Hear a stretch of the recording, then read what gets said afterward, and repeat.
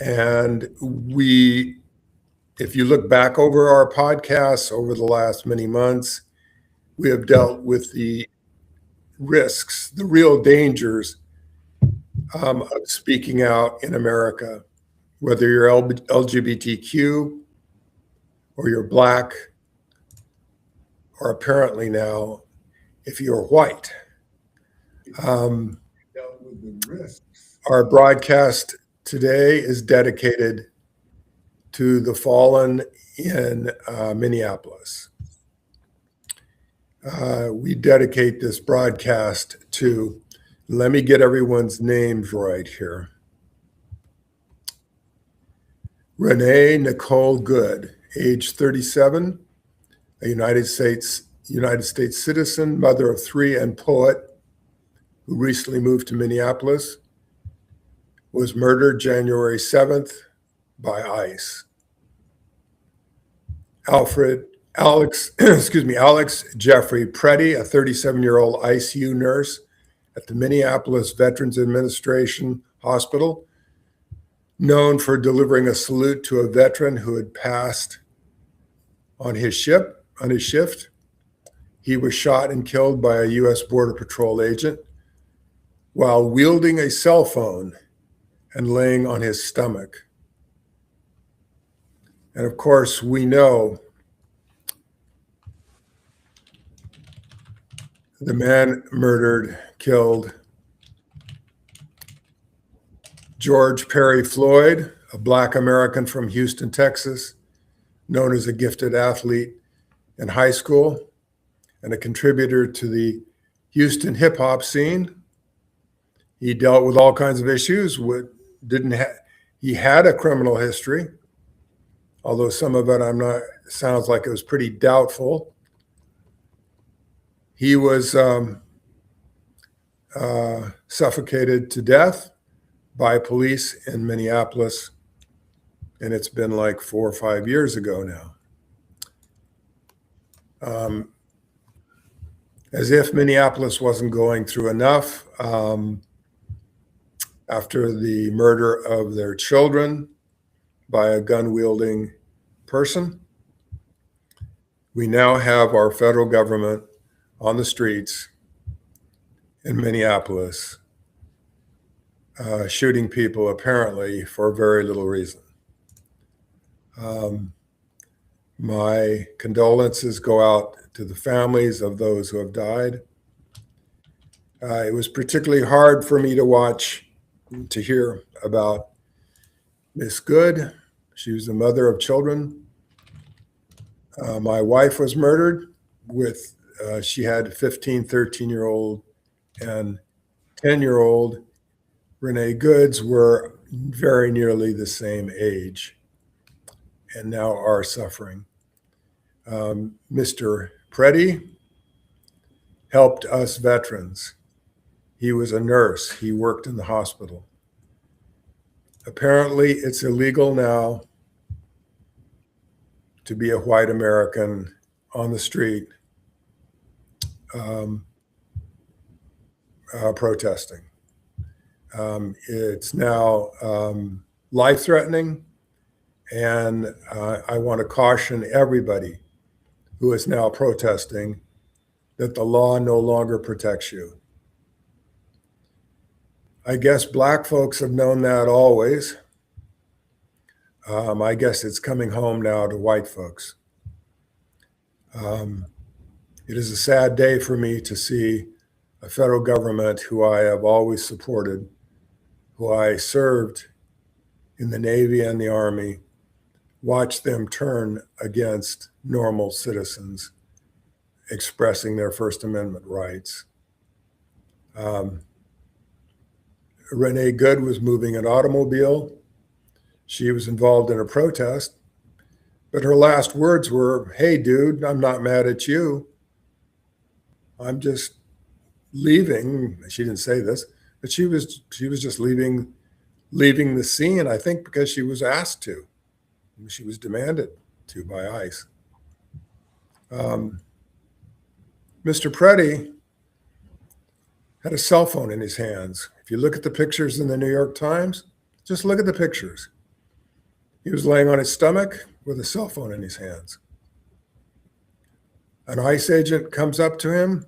He was carrying a firearm, but it was in a holster. The ICE agent reaches down, takes the weapon, and begins, not with that weapon, but with some other handgun, shoots Mr. Preddy, and then other agents join in shooting Mr. Preddy.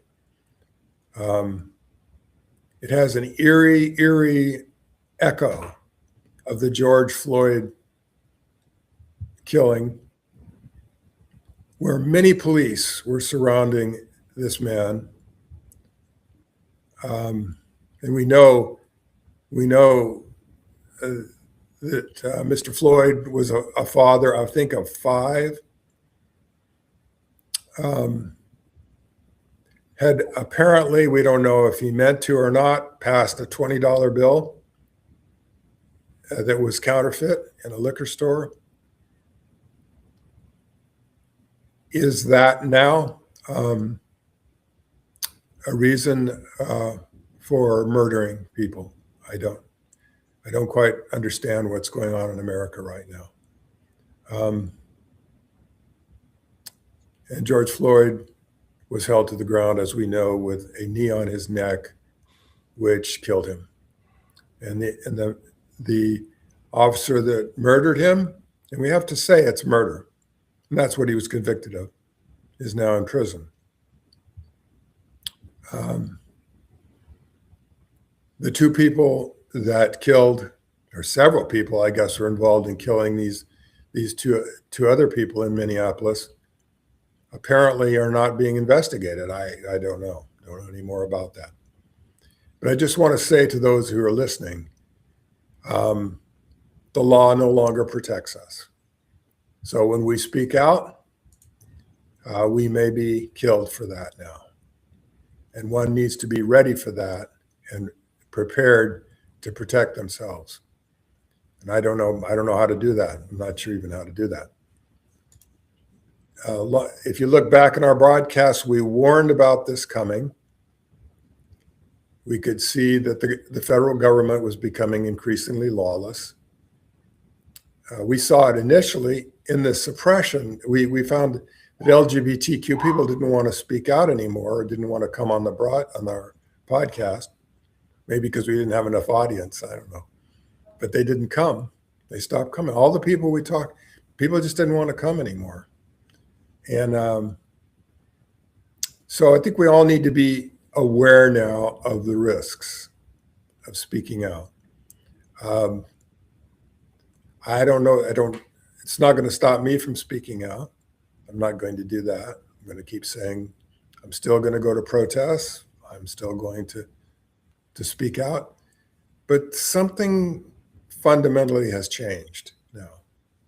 And I think we need to be aware of that. Anyway, so what are you thinking, Mitch? I think you're kind of on a hook there.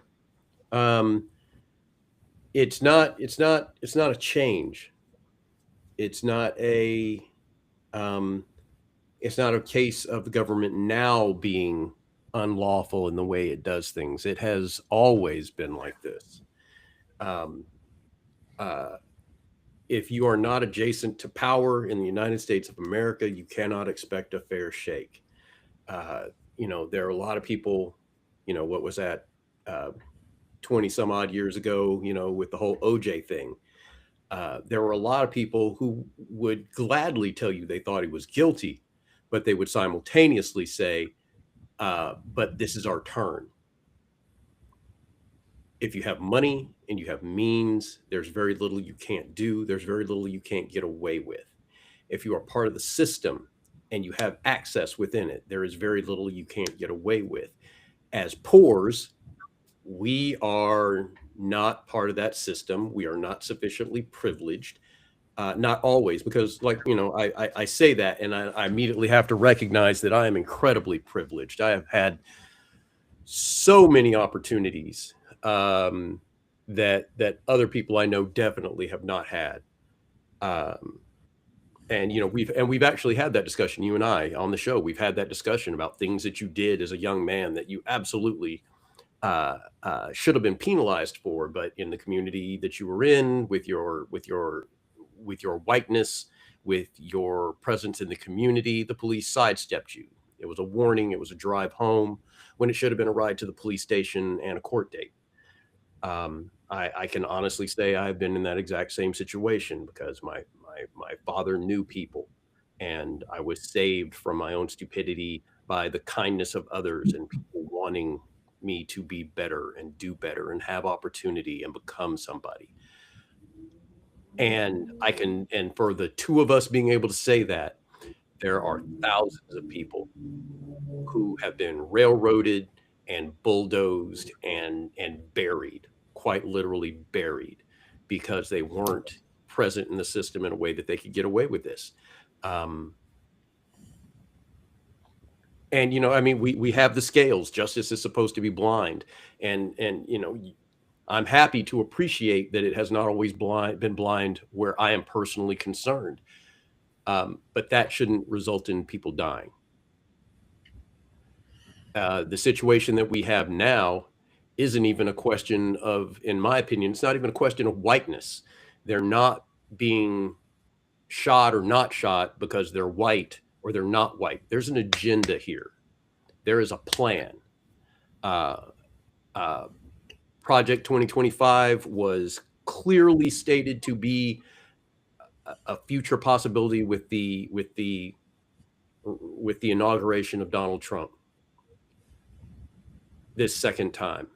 And it was poo-pooed, it was ignored, it was pushed off to the side, and it has nonstop been the driving force of what he has done.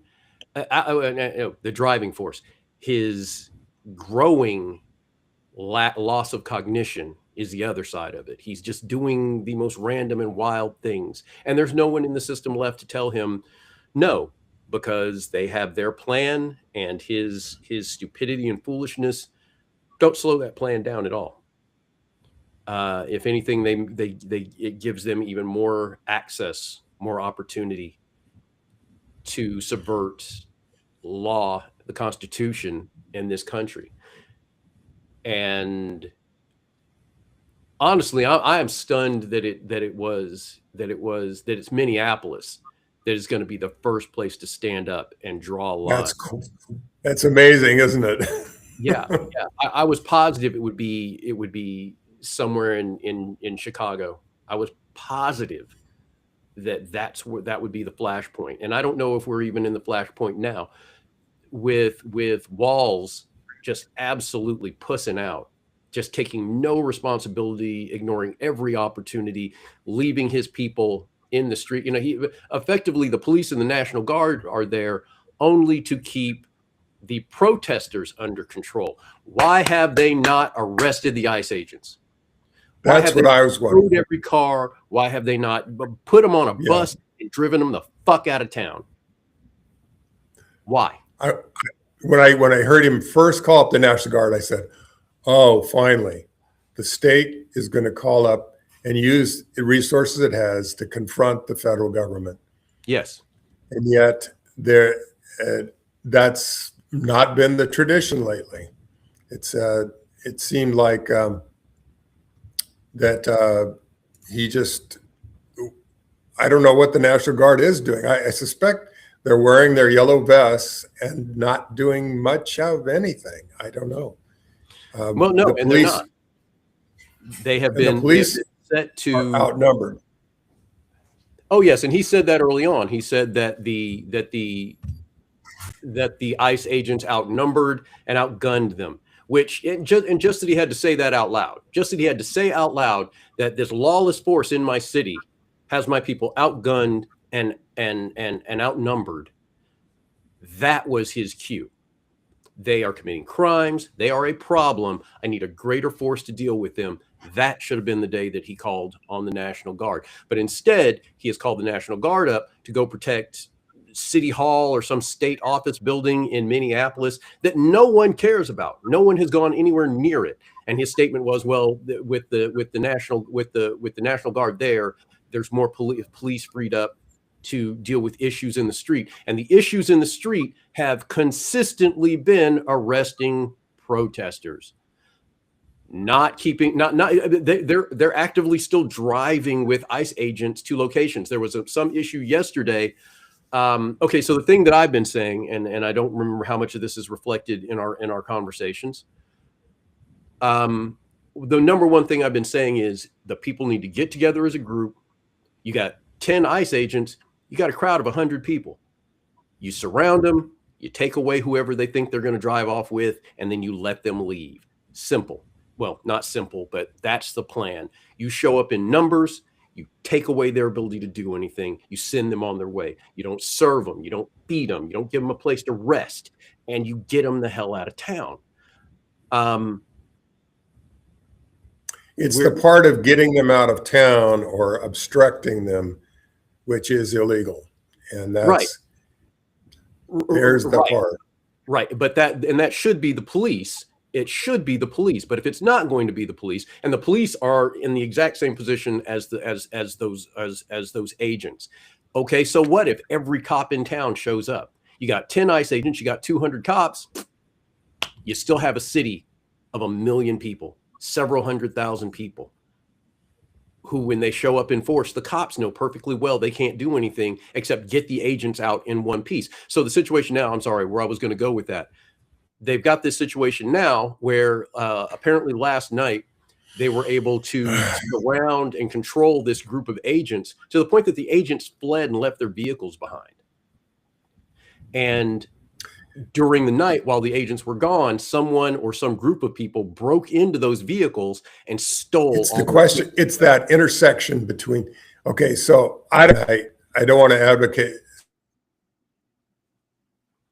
suggest that we're advocating that we physically obstruct ICE agents at this point. I would rather not do that. I don't, because it is actually against the law. I don't know. What are you thinking about that? We don't want to say, I don't know if we want to say openly, because really this podcast is a potential target for the federal government now, apparently, if we're advocating something illegal. Are we advocating? I'm not advocating. Protest and defense against lawlessness is not a crime. If they're acting outside their purview, which they are, by taking people without warrants, which they are, who are not even people under their control. They're arresting citizens. They're arresting people who are within the INS system, going through the system as it is designed to be followed. And they're just snatching them up willy-nilly. They're snatching up people who are no longer in the INS system in that context because they've already done the things that they needed to do. They are here legally. They are permitted to do and act and go just like any other citizen because our laws cover even our guests here in this country.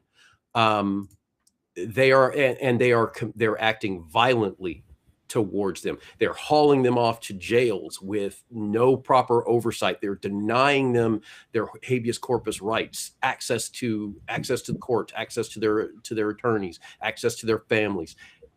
They are acting violently. So if they're acting illegally, or do we have the right to act illegally? It's not illegal to defend yourself in the United States of America. It's just not. Let me read some data here.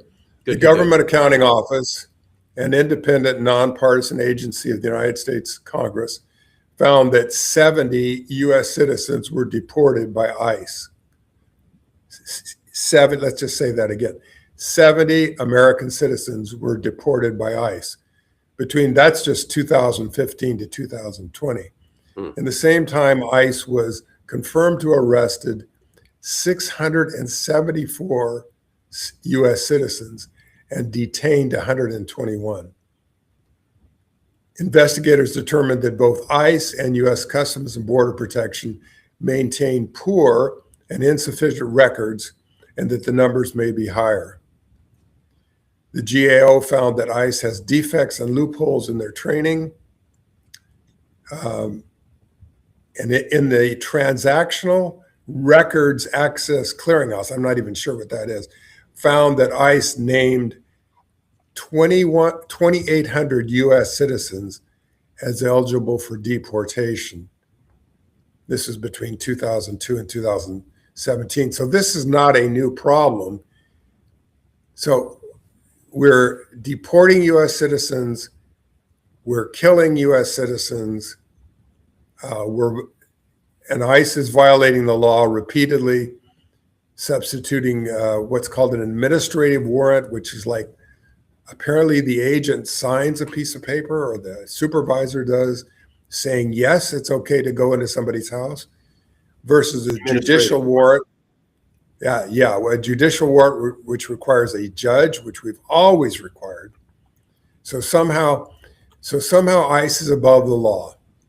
Now, the question is, what is our duty as citizens when the federal government is operating against the law?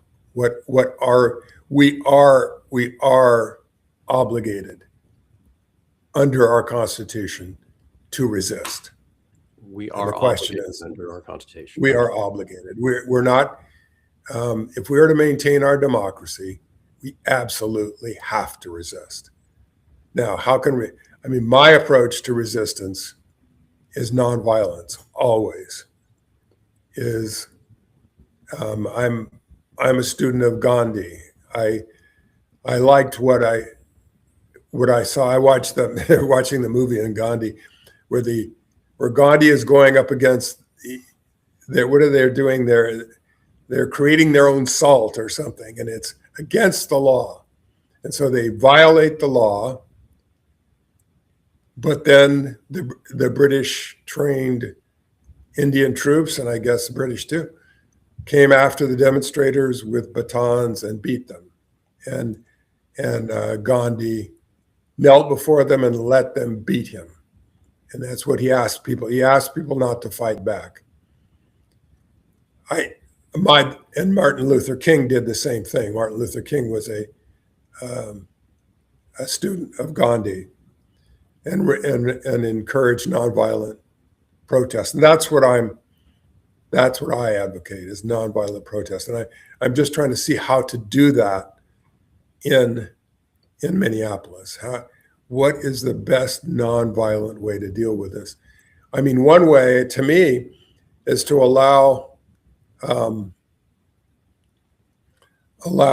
somebody that's being chased by ICE to enter a crowd and just be passive, and you don't fight with anybody, but you also you just maybe sit down. I'm not sure what to do even, and I'm not there, so it's like I'm the wrong person to even say. But that's what I would encourage, is nonviolent protest at this point. Okay, but by the standard of what you're saying, that's not nonviolent protest. They walk into the crowd, run into the crowd, however they get into the crowd. If the crowd does not part and give those agents of government access, they are impeding those officers. And whether you do that by just standing still or sitting down or turning your back on them or pretending you can't hear them, you are still obstructing those agents, even if those agents are doing something illegal. And as far as context of Gandhi goes, I'm not on either side of that line. My version of that is that for every Gandhi, for every Dr. King, you have a Malcolm X, you have the Black Panthers, you have the Weathermen. In the end, the nonviolent arm is the one that actually handles the negotiation. But the only reason the system negotiates is because they know there are a bunch of very violent people right behind you. And their options are to deal with your words or their guns. That is why governments negotiate. And they have to know that we're not going to let them just do as they please, that there will be bloodshed on both sides of that line. And that we simply outnumber them. And in the long run, they're going to lose. The question is just how long to the finish line for all of us. Well, I think in the case of the British in India, it wasn't violence that changed their mind. but it was that millions of people in India, the numbers were against them.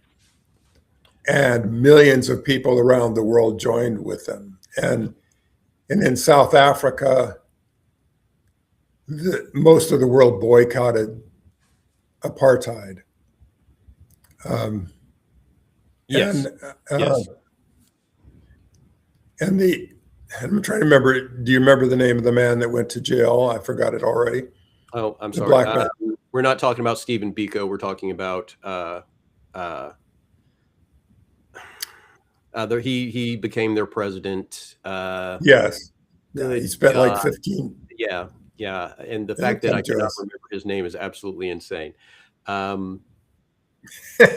Just, I had a senior moment. So, well, tell us about. Do you remember Biko? Because I remember Biko, but I don't remember what he did. Well, no, and it's the exact same thing. It is nonviolent he was a representative of nonviolent resistance. Simply say and I'm sorry, and let me rewind here. Okay, we can call that nonviolent resistance. We can call it nonviolent resistance, but in the end, they didn't leave because, oh, everybody's watching. They left because it was going to cost them too much. Yes. Continuing that fight was going to cost them too much. We cannot fight. We cannot keep putting these people in jail. We cannot deal with the cost of having them in jail, the cost of the bullets, the cost of the soldiers, the cost now after that to our government directly. We're losing access to markets where we're hemorrhaging money. Will stop. I don't call that nonviolent. It doesn't involve a punch, but it's still not nonviolent. It is a direct refusal to accept your criminality on your terms. It is just a scale, because for me, nonviolence is Gandhi sitting on the ground and just saying, what you're doing is wrong.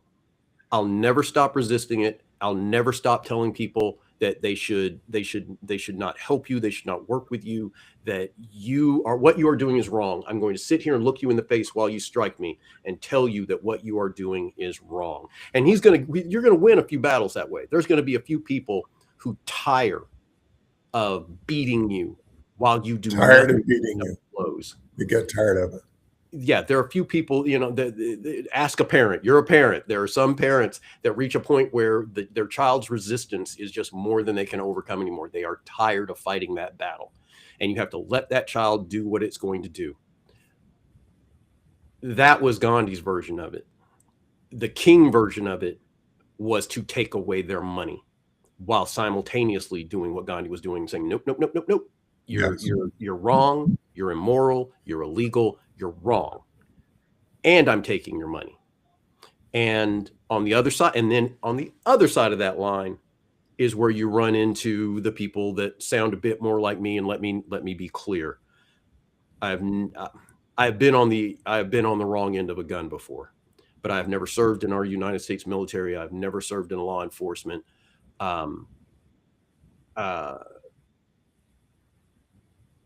And I cannot say that I have stood up to the people that needed to be stood up to every single time it happens. I have had my own moments of fear and doubt and cowardice. Which is probably a good idea at the time. Maybe. I would agree that I was not equipped to do anything more than get myself killed or horribly beaten had I acted any other way. But I have had the opportunity to be the person between the violent actor and their victim. And I will choose that position as often as I can choose that position. And it's not always a question of safety. It's usually a question of, for me, it's a question of, am I going to come back from this? Not am I going to suffer? Not am I going to get hurt? Am I going to come back from this? Is there a loss? And for me, it's usually more of a, how many beatings can I take for you? If you aren't fighting for you, why am I fighting for you?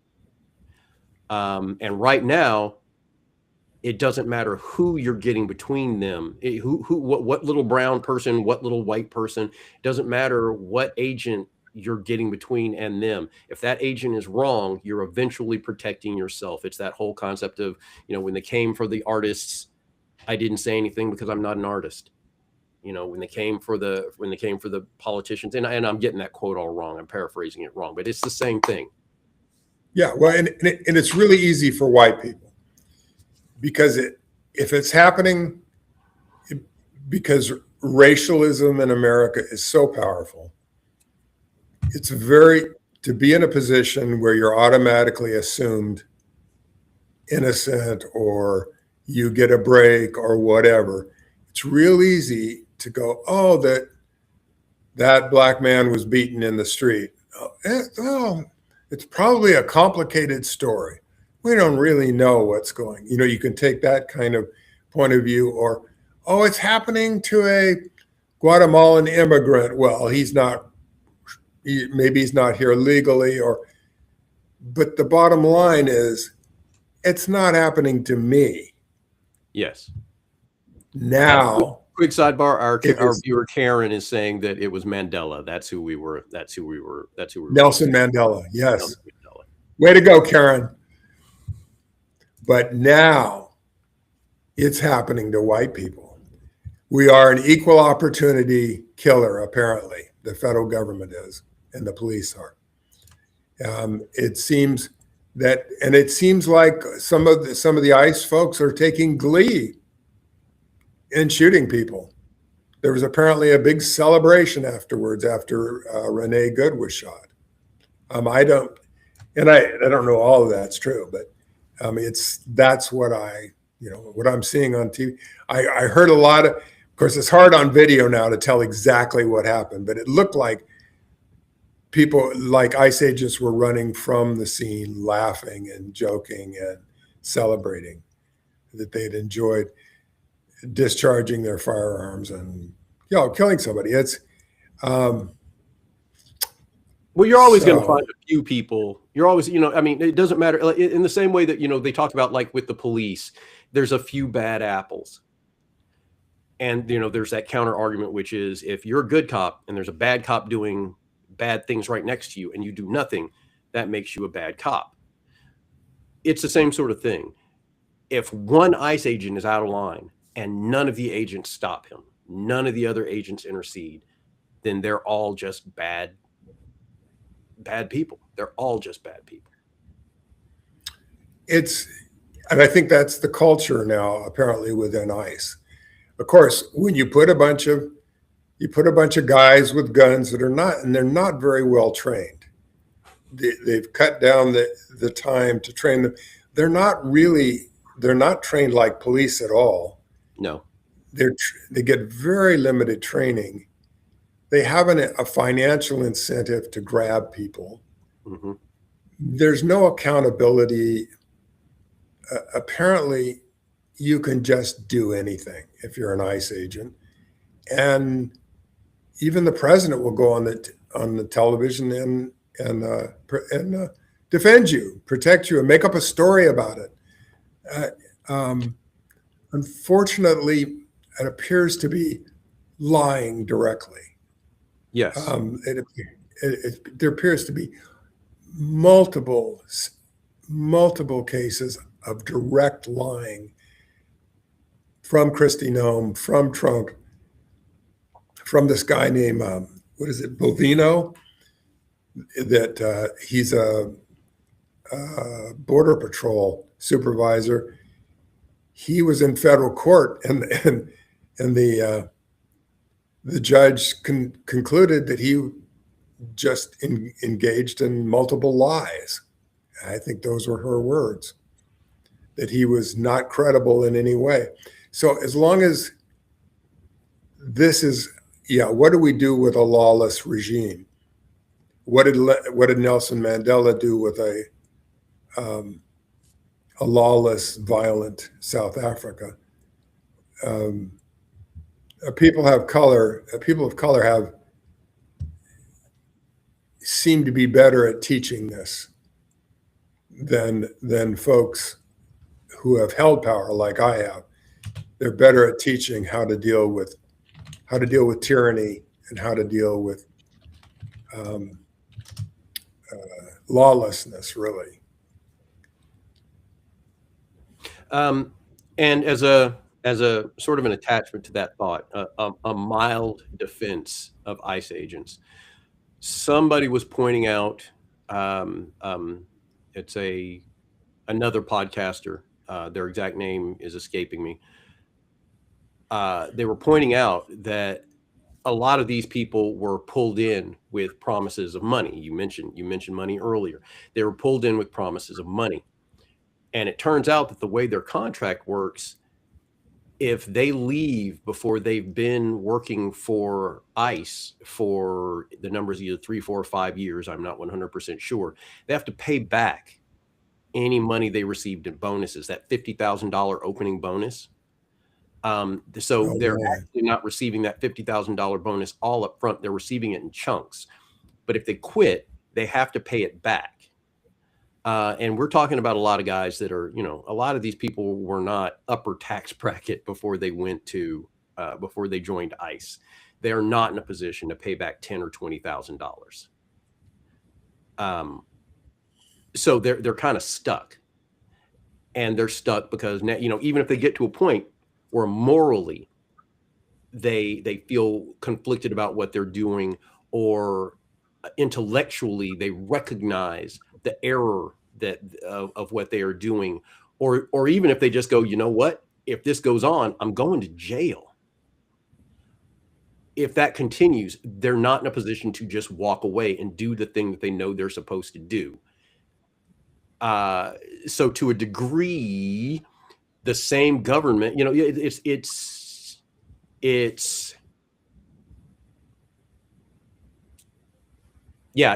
a bad spot for them as well.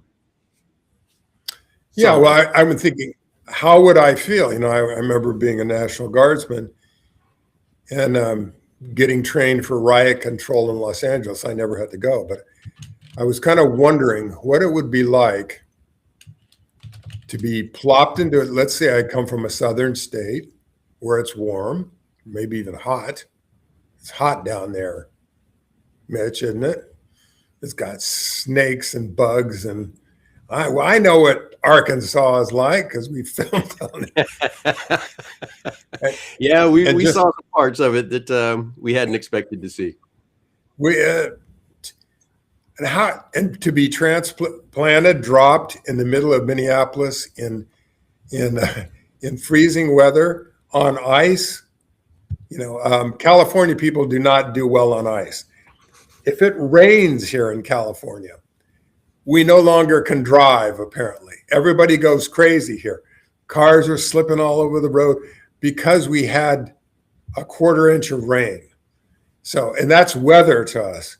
Now, put us on the streets of Minneapolis, and we've got, let's say, 20,000 hostile. I don't know. There were 100,000 protesters for the general strike, apparently, something like that in Minneapolis. Let's say just 10,000 of them show up, and we're running into them every day. That's going to put us on edge a lot. Put me on edge a lot. I think it's very stressful conditions, and you need just maybe more than regular training on how to deal with that. Not with just the normal training that they apparently abandoned, and they've shortened it now. I don't know how many weeks of training they get now. Well, okay, and but that's another part of the problem. The training they're receiving. Okay, number one, again, the point still is valid. They're drastically undertrained, but they're also being trained for a problem that doesn't exist. They are not, until now, there haven't been crowds to control. And the only reason there are crowds to control is because they are acting outside of the law. They are a lawless gang, and people are slowly getting to a point where they're trying to resist this interloper gang. I had another discussion with a friend who was basically, he was saying that there have been like 200 and some odd ICE agents killed. And I was basically Really? like, where are you getting that information? and he had looked at, it's actually the ICE website. They actually have a wall of lost agents on the ICE site, and it says that that's how many agents they've lost. And I don't remember the exact number, but I remember somebody else who was in the discussion said that they're using the dates wrong, that ICE has only existed for about 20 years, and that they're Okay, I got some good question. I got some data for you, Mitch. Okay. So ICE was created in 2003. 29 to 35 ICE agents have died in the line of duty, with a significant number of these deaths resulting from COVID-19 and vehicle accidents and other health issues. Very few were murdered, with only 2 deaths specifically identified as murders between 2003 and 2026. Okay, so I think they must have been looking, I think they must have been looking at the same information you're looking at, because what it came down to was, yeah, there are 2 deaths, and neither one of those had anything to do with immigration enforcement. They were killed while on duty, but not one, I think, was a drunk driver. And now, okay, and now I don't even remember that. There were only 2 who have been killed in the line of duty, and neither was killed by like an immigrant that they were chasing or that was resisting or anything like that. So, you know, they everything about what makes ICE ICE at this point is a lie or an exaggeration or some excess that they themselves have created.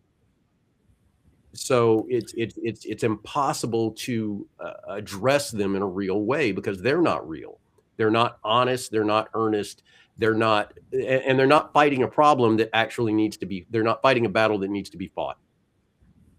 We have, another thing that, that comes up from time to time is the idea that being an immigrant in this country, let's say you came and you entered the country illegally, it's not a crime. It is a civil violation. It is a misdemeanor at that. No one is considered to be harmed by you entering the country illegally. It's just a process. And the people that are here, again, another fact, are less criminal as a group than any native-born U.S. citizen. The numbers are not in our favor. If we were nothing but immigrants, there would be less crime. So it's crazy, isn't it? You know, and as other people point out, that whole, oh, they're taking all of our jobs, but they don't work. They're lazy. They're and we all know that's not true, Right. And they're nothing but criminals, but you're arresting them at their court date that they went to because they were assigned, and they are law abiding. There's so many, the arguments on the side of, oh, these immigrants are ruining our country. The fact that these people are not smart enough to see the manipulation. Anybody can be tricked. Fool me once, shame on me. Fool me twice, 3, 4, 5, 6. How many more times do you have to be fooled before it becomes your fault? And all of Trump's followers fall into this category. A lot of conservatives who aren't even really Trump followers, who are just in this for the down the road benefit, they're still not seeing the damage. It's the same way that we destroy our environment and then happily act like it's not going on. You can see the damage, you can track it, but we're gonna listen to some random lie and pretend that the harms we're doing aren't really harms. It's the nature of humans, our ability to deny the obvious and to deny obvious facts. We do it all the time. We watch people, particularly, I don't know if it's particularly, but Americans do it all the time with their health.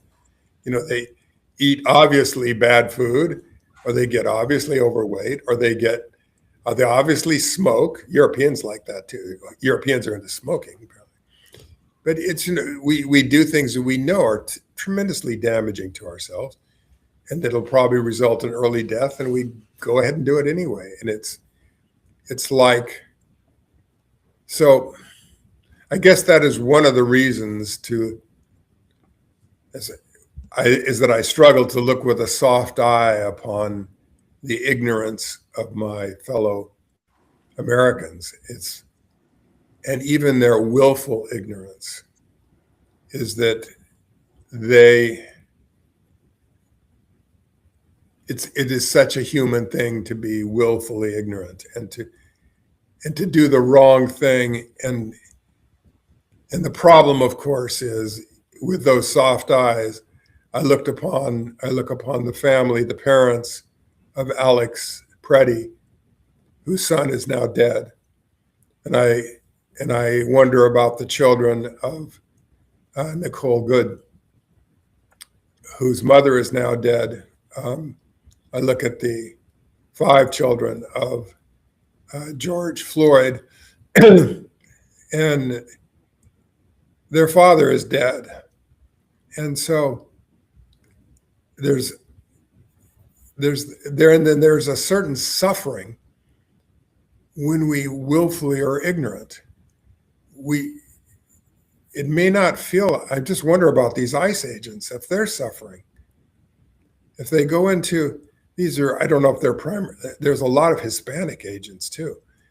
A lot of white agents. I just wonder how they feel seeing people like them and making these gross mistakes of deporting or arresting an American citizen, or taking an abuela, an aged auntie who's maybe there illegally, and throwing her to the ground. I mean, how do we feel about that? How that must affect an ICE agent? If they have to give back their bonus, they're not going to quit, you know? Well, and I still put that back to, if a good agent is standing next to a bad agent, you just have 2 bad agents. If you allow them to do these things, it doesn't matter how bad you feel about it. Again, it could be fear. It could simply be fear, and the financial toll is too great. I cannot stop. But it doesn't change anything. You're still complicit. You're still culpable. You're still directly involved. And if all you can do is sit with your head down and feel bad while other human beings are being tortured and murdered right next to you, Mm-hmm. The American legal system has a standard for, you were in the car, you drove him to the location, he went inside and committed a murder, you committed a murder. With no knowledge, no knowledge that he was going to commit violence, you committed a murder. What's very worrying to me is that the 2 men that pulled the trigger on Renee Good and Mr. Preddy, Alex Preddy were both experienced agents. What does that tell us? I don't. What is going on? It must mean there's no mechanism. I don't know. I'm asking the question really in this case. Is there any mechanism in ICE for disciplining, for dismissing rogue agents that murder people, that abuse people, that make no discrimination about an aged woman throwing her to the ground, or is there who manhandle a child? This is straightforward Rage Against the Machine territory. Those that burn crosses are the same guys joining the forces. They have always been racist. They have always not cared. There was at one time there was a system in place that reined them in, had a leash of some kind on them. They are unleashed. They can do any ugly thing they want, and they know the system will openly and actively lie for them. And until We've got a this few minutes left. administration is shut down, that's what's going to continue happening. Let's talk positively. What can we do? What can we do now? What do we want to advocate? I want to advocate staying within peaceful resistance and consistent standing up resistance, which may still get you shot or hit with pepper spray or knocked down or thrown around or run over. I don't know.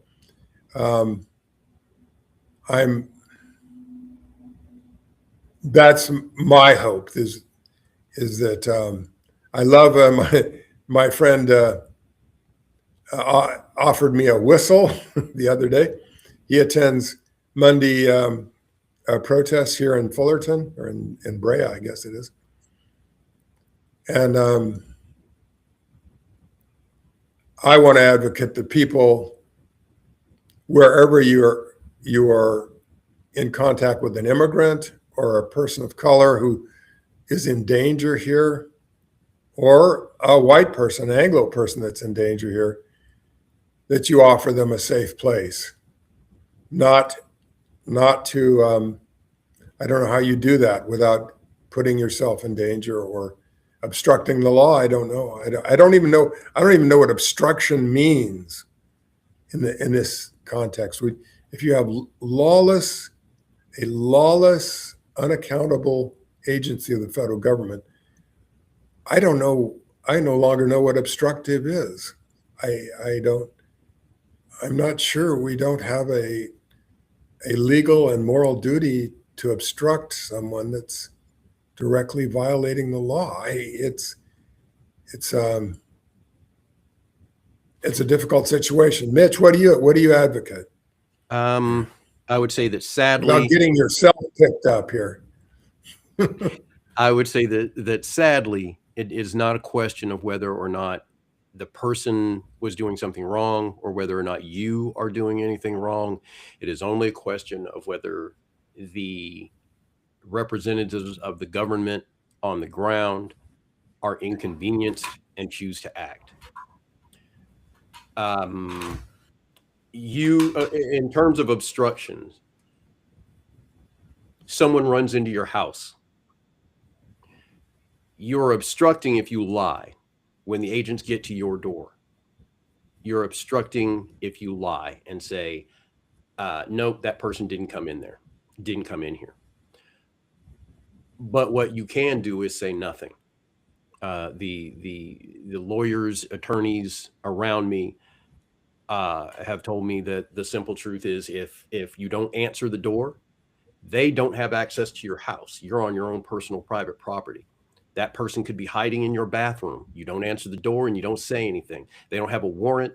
They can't come in. The only exception really is if they were literally chasing the person, and there's a name for that. But if they were on the person's heels as they came through your door, that is different.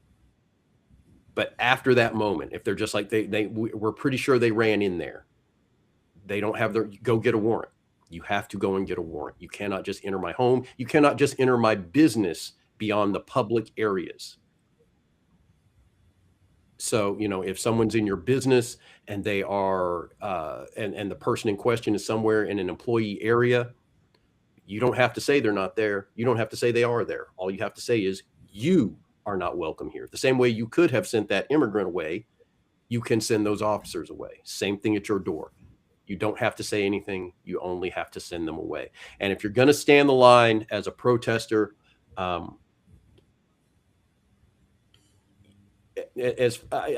don't know where those lines are, but I'm going to stand on the line of if they are committing illegal acts, nothing you are doing to stop them is illegal. It's effectively just a citizen's arrest. I stopped you from doing harm to another human being that you had no right to deliver.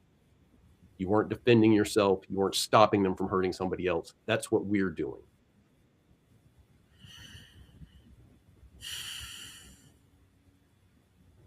It's a difficult time we're in. Yeah. It is a difficult time. And oddly, it is incredibly simple. We have a constitution and we have laws. And it is a sad thing that a system that really should be straightforward is constantly being reinterpreted. And we have to hope that that's what's going to change in the near future, is that we start drawing some lines and making some clear, basic interpretations about certain things. And not even interpretations. We know what we meant when we put those laws in place. We just have to reword them so that that intention is made clearer. And I'm wondering what action Governor Walz could take. And I'm trying to think practically what he could do. I mean, it can't. Is it practically? I mean, it's hard to know what's legal anymore. Can he practically say to his police and National Guardsmen, you are mandated to intervene anytime you see ICE breaking the law? Yes, he absolutely can. The fact that they are federal agents does not put them above the law. If they are acting without warrants, if they are acting with unnecessary violence, they are outside the law and they can absolutely be interfered with, stopped, arrested. Again, sending them out of the city is the bare minimum. The bare minimum. Come back when you have warrants. And the unfortunate truth is, because Walz will not act, the people have been left but no choice but to act in his stead. And that is what they are doing. They are blocking off their streets. They are dragging policemen and ICE agents off of their neighbors to protect them. And that's, as far as I'm concerned, that's exactly what they're supposed to do.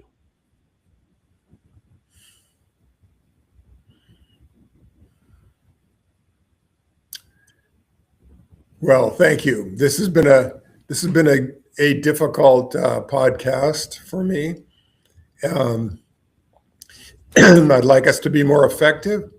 I'd like us to be able to follow the law within our country. I want to know what the law is. I have respected it all my life because it's always been on my side. And now I see that those enforcing the law are no longer on my side. At least in ICE, and I think this is a major threat to America. And as Mitch was saying, maybe it's always been the federal government or the state governments or the local governments, when they choose to ignore the law, they become a threat to individual citizens. And that's indeed what we have seen in Minneapolis. And my love and heart goes out to them. My daughter is there. She's active in protest there. My grandson is there. Blessings to all of you, and stay safe. Keep your heads down if you can. There are people doing criminal things in your neighborhood, unfortunately. Thank you for listening. See you next.